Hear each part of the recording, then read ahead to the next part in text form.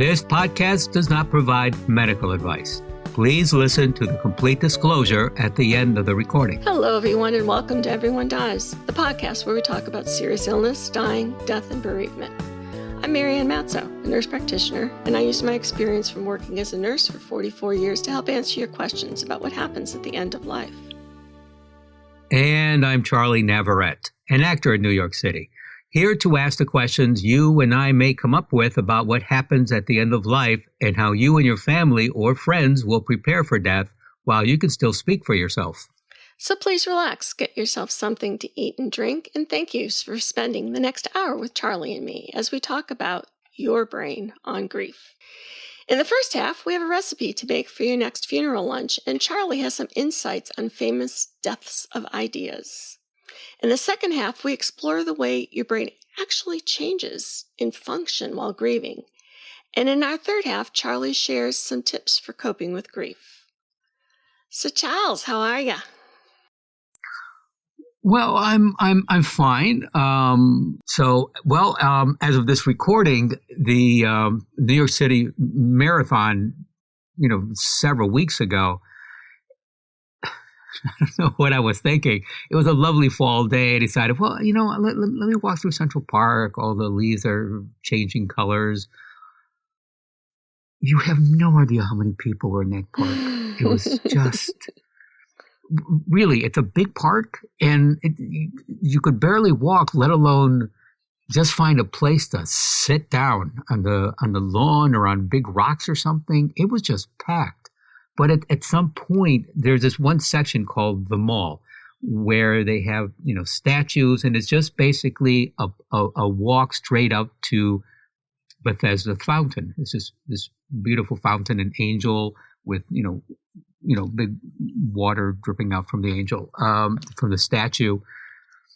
And there were just so many people just like basking in the warmth of the, in the weather.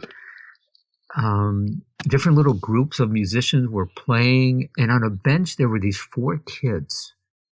I don't know, 7, 8, 9 years old. Different races.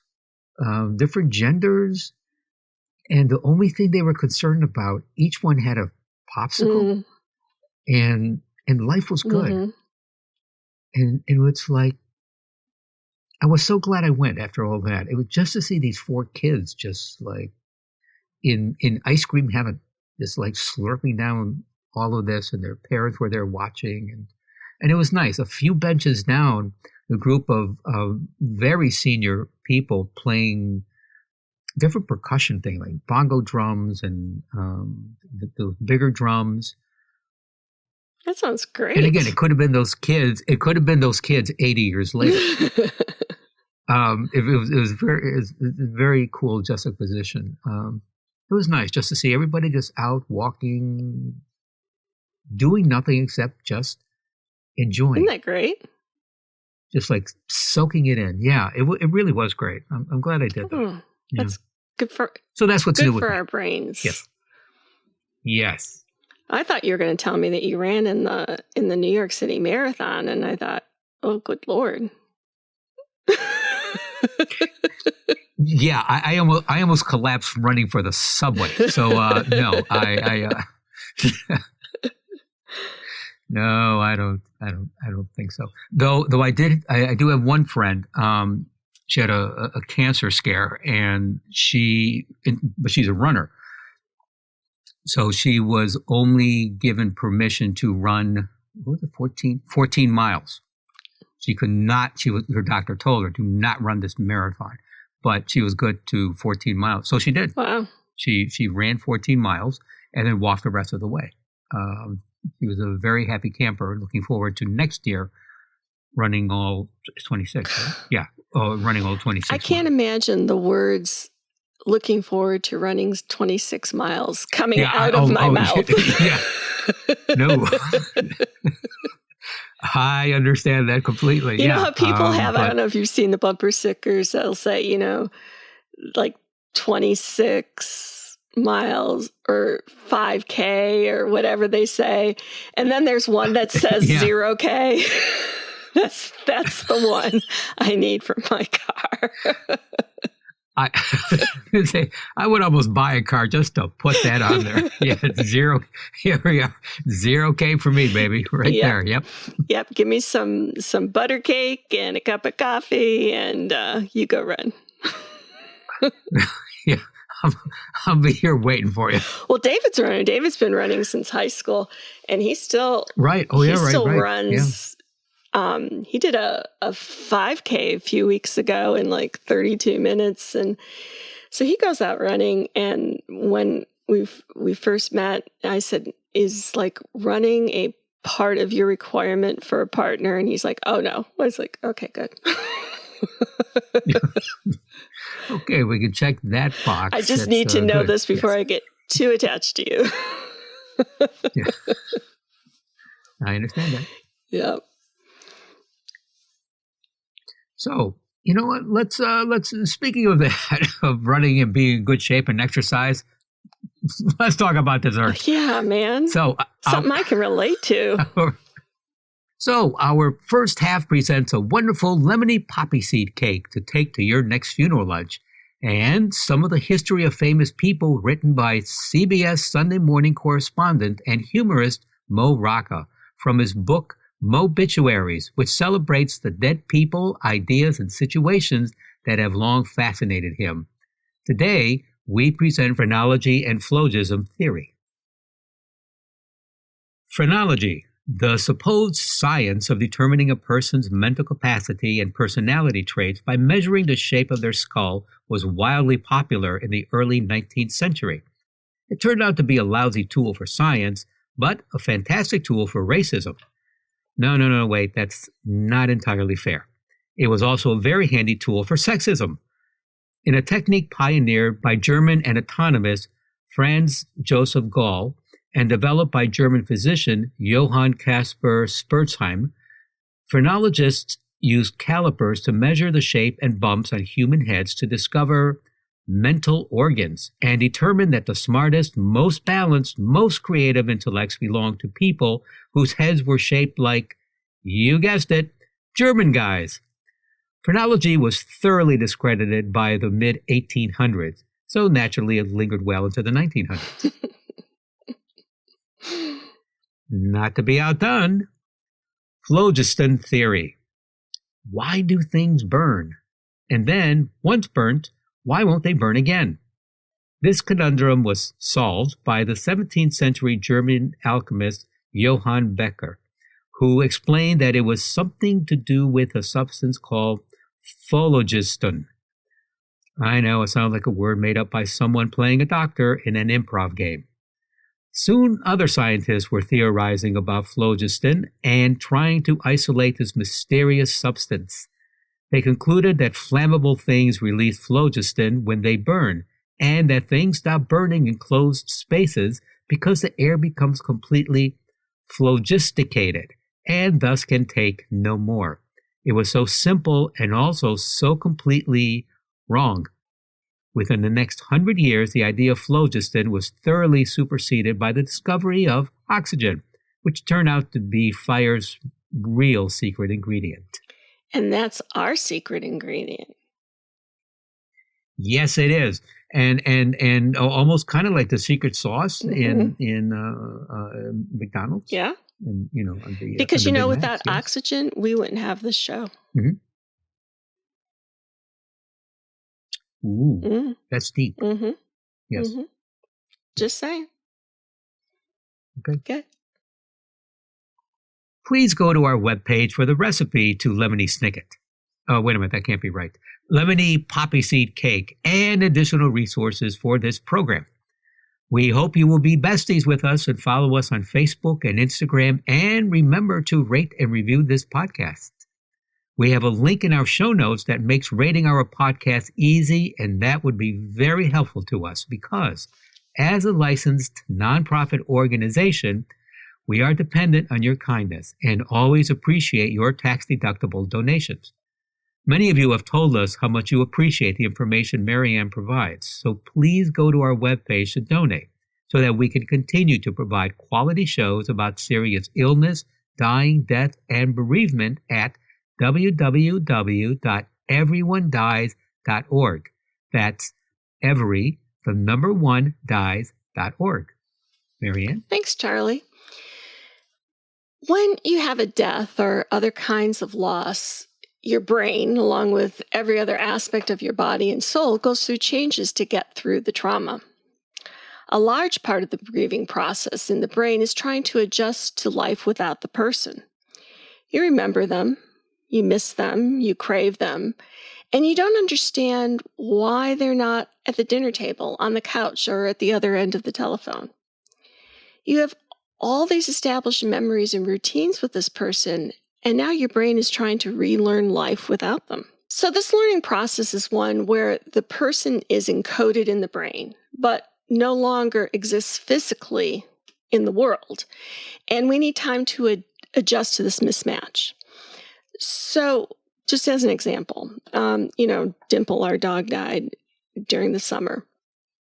And for about a week after she died, I'd turn a corner or go somewhere and in the house, and out of the corner of my eye, I would see her where she would normally be. And I would look, I would kind of do a double take, and no, she wasn't there. Yeah. But my brain had her there. And so that's what I'm going to be talking about today, is that And we don't really think this way. We don't think that this is what's happening. And frequently people who are grieving will say, I feel like I'm going crazy. And so today I'm going to explain to you why you feel that way, because your brain is messed up. And it's physiologically messed up. It's not that you're crazy. It's that your brain is going through something that it's trying to figure out. Which, like with Dimple, my brain knew that's where Dimple should be. And so it would flash this image because, yep, that's what you're going to see, except that's not what I was going to see because Dimple was no longer there.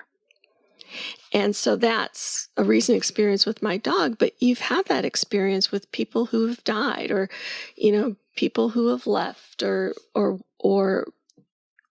with losses. So in order to accept and incorporate the loss, you have to create new memories about it.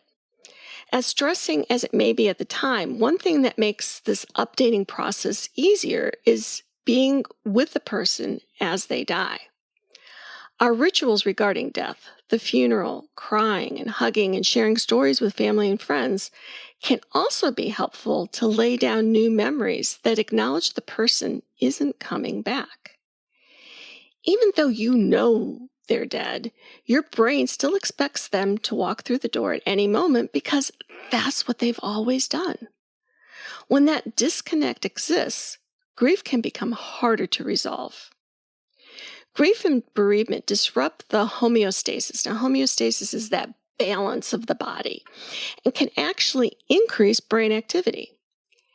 Areas of the brain that control emotional processing and pain are impacted by grief because intense emotional pain triggers the brain's reward center, creating like a quote-unquote addiction to the person or circumstances loss. Specifically, 3 areas of the brain are affected. The amygdala, which is the fear center of the brain, and that becomes overactive. The prefrontal cortex, the thinking center of the brain, becomes underactive. And the anterior cingulate cortex, the emotional regulation center of the brain, is underactive. And in our show notes, we have a picture of this so that you can see it. It might help you kind of understand what I'm talking about in terms of those 3 parts of the brain. So these 3 areas involve strong emotion, autobiographical memory, and emotion regulation that are all activated during grief. The brain's reward circuit also gets activated, which corresponds to a feeling of yearning for the deceased. The negative emotions associated with bereavement continue due to the impact on hormones and neurotransmitters, which deliver messages to the neurons which are those little pathways that keep the nerves moving. So these deliver messages to the neurons throughout the nervous system. Our relationships with a loved one provides increased levels of dopamine, which are those feel-good endorphins, and oxytocin that the brain has become accustomed to. Following a death, the brain has to adjust to a new combination of brain chemistry because they no longer receive the feel-good support, and instead, a surge of stress hormones like cortisol take their place. But wait, there's more. All bodily functions meant to occur automatically are controlled by what's called the autonomic nervous system. For example, breathing, stabilizing heart rate and blood pressure, digesting food, sweating, and more. The autonomic nervous system is divided into sympathetic and parasympathetic systems that are involved in our body's fight or flight stress response. What that means is that in a highly stressful situation, your body triggers physical changes to help you deal with danger, whether that means that you're going to fight or you're going to run away. The autonomic nervous system has a role in bereavement, as grief triggers the release of cortisol, which is often called the stress hormone. It heightens activity of the autonomic nervous system. This is a natural response to survive in the presence of a threat. While grief is usually not life-threatening, the body perceives it that way and floods your system with cortisol. In addition to its role in the stress response, cortisol is also involved in immunity, metabolism, and blood pressure control. Some mourners have also reported experiencing dry mouth, noise sensitivity, trembling or feeling shaky, tightness in the throat or chest, shortness of breath, and increased allergy systems, all of which relate to the increased cortisol in our systems. And if you want to learn more about just cortisol in the system, I have a reference for you in the show notes that will help explain it. But it doesn't end there. There's more. Everyone possesses specific skills known as cognitive skills that allow us to think, learn, process information from our environments, make decisions, remember, pay attention. Memory, attention, logic and reasoning, visual and hearing processing, and processing speed are all top cognitive skills. Bereavement and grief change the brain's chemical makeup, and cognitive changes can result. Mourning distracts the brain from its baseline processes. While the brain is in overdrive trying to cope with loss, memory recall decreases, organization and planning are erratic, and concentrating on simple tasks is difficult. You may feel like you're going crazy and finding it impossible to get anything done or to function in your life. But it's your grief that's affecting you in ways that you never considered that it would. The changes in the brain from grief can result in complicated grief, post-traumatic stress disorder, depression, and anxiety. Now, grief not only impacts brain chemicals, it also affects our physical health. Grief has the potential to cause symptoms in nearly every body system. Studies have documented that those who are bereaved have a greater risk of dying from heart disease, cancer, and stroke. Physically, grief can result in, number one, gastrointestinal distress. The first physical evidence of grief is often upset of the gastrointestinal tract, like diarrhea, nausea, and stomach pain. So be sure to drink plenty of water throughout the day and avoid excessive alcohol consumption. Alcohol acts as a diuretic, meaning it takes the water out of your body. It can actually dehydrate your body. Second is weight loss or weight gain. Forgetting to eat or using food as a coping method can bring about weight fluctuations. Third physical effect is decreased immunity. Bereavement is known to lower the immune system. According to Harvard research study, grief affects neutrophils, which are the white blood cells that fight infection. 4 are sleep disturbances. Someone who's grieving may have nightmares, and we have a podcast about this, insomnia, or frequent nighttime awakenings. Excessive sleeping is also common, especially in those with depression. If you regularly exercise before the death of your loved one, try to continue that routine as much as possible. And if you led a sedentary lifestyle, consider finding some time to exercise each day. Take your dog for a walk, ride your bike, ask a friend to go for a walk. Even moderate exercise on a daily basis can help you sleep better, work out muscle stiffness or discomfort, and improve your outlook. Next is fatigue. The lack of sleep and stress from the emotional aspects of grief result in feeling exhausted and run down. Muscle aches. The emotional toll of bereavement leaves one tense. The tension causes traveling pain throughout all of your muscles. And headaches. Headaches are another symptom of grief made worse by constant stress. If any of the physical effects you're experiencing do not subside in time or feel unbearable, consult your healthcare practitioner. This is particularly the case for pain and physical discomfort, digestive problems, illness or flu, or an existing chronic health issue. So I wanted to do this show so that you get an understanding that your inability to remember things or to follow through or to do things that you've always done before and you now all of a sudden can't figure out how they work are not a process or a part of you kind of losing your mind, but because your brain is having to adjust to this loss, and that takes time for all of those hormones and all of those neurotransmitters to settle down. Do you have any questions about that, Charles? No, I do not. I would say that with, depending on the individual, that with grief, with some, it can remain at a high level for the rest of your life. With others, when the grief hits, let it hit. Give yourself that time, give yourself that space.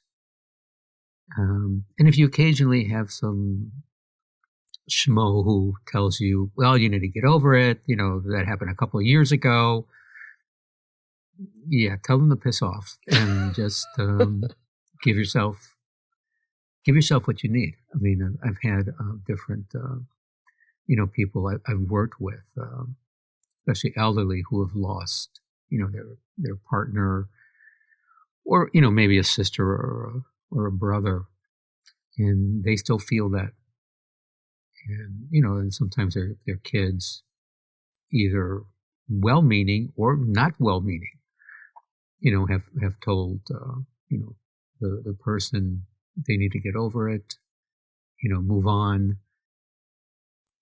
not taking any consideration at all into the person going through that grief. So if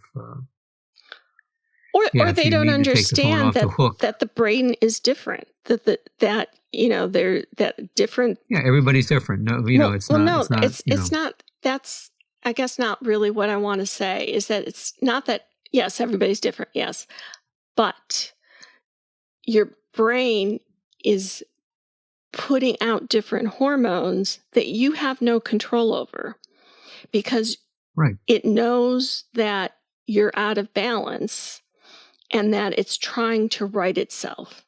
So until it rights itself, you are going to have these kinds of symptoms that you cannot control. You just have to ride it out. And I know in our third half, you're going to give us some ways to get through that. But, people, it's like, we know that young adults' brains don't really kind of gel until they're in their mid-20s. And so it's that prefrontal cortex, that thinking center of the brain, that doesn't develop until the mid-20s. So if you're talking to a 19-year-old and say, for God's sake, make better decisions, it's like, well, they would if they could, but their brain can't do that yet. Right. And, the brain isn't gelled. It's like Jell-O that you make that's still all liquidy. It's just not gelled yet. And you really can't expect different behavior because their brain isn't ready to do that. And that's true in grief, where, all right, now this major disruption has come in and it's got to right itself again. So don't expect that you're going to remember, things. Or I can remember going through intense grief, and I would teach online, and I would be like, try to set up my classroom, and I'd be like, I know how to do this. I've been doing this for years, but I couldn't remember how to set up my classroom. So on top of the grief, I was also really frustrated because things didn't work. So I think that that's really, Charlie, what I want my message to be is that, yes, all the things you're saying is absolutely right, but your brain is doing something different, and you just got to deal with it. And so for the third half, what do you have to help people do that? Well, then, and what I was saying is give yourself time to deal with it. Right. That's it. So while there are no right or wrong ways to grieve, let me share with you some of the top tips for coping with grief. Exercise. Physical activity releases feel-good endorphins that boost mood. The exercise does not have to be intense. Simply walking has the benefit of coping with mood swings caused by grief. And there's sleep. The body is under significant stress when we are grieving, but the brain recovers quicker from stress while asleep. Cognitive behavioral therapy is a type of talk therapy intended to identify beliefs and thought patterns causing unwanted behavior and then applying techniques to change those behaviors. Speaking with a mental health professional during cognitive behavioral therapy is especially useful in complicated grief. Maintain hobbies. Doing hobbies you are used to combats depression and anxiety because it maintains a familiar routine when other aspects of life have changed due to loss. Express emotions. Although a brief time spent in denial is expected, even healthy after loss, expressing emotions is important to healing.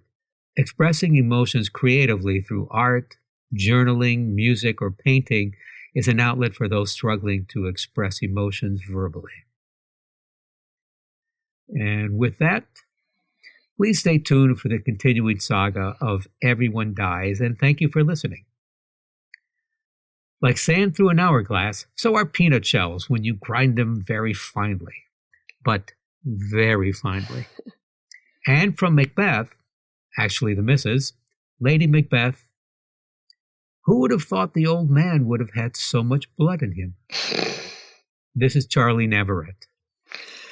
And I'm Marianne Matzo, and we'll see you next week. Remember to live every day like it is your last one, and every day is a gift. This podcast does not provide medical advice.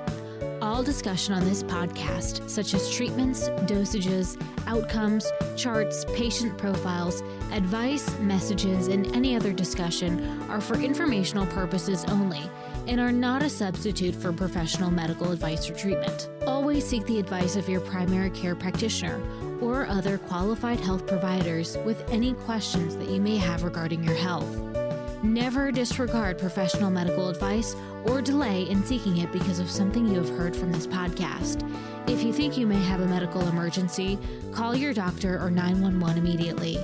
Everyone Dies does not recommend or endorse any specific tests, practitioners, products, procedures, opinions, or other information that may be mentioned in this podcast. Reliance on any information provided in this podcast by persons appearing on this podcast at the invitation of Everyone Dies or by other members is solely at your own risk.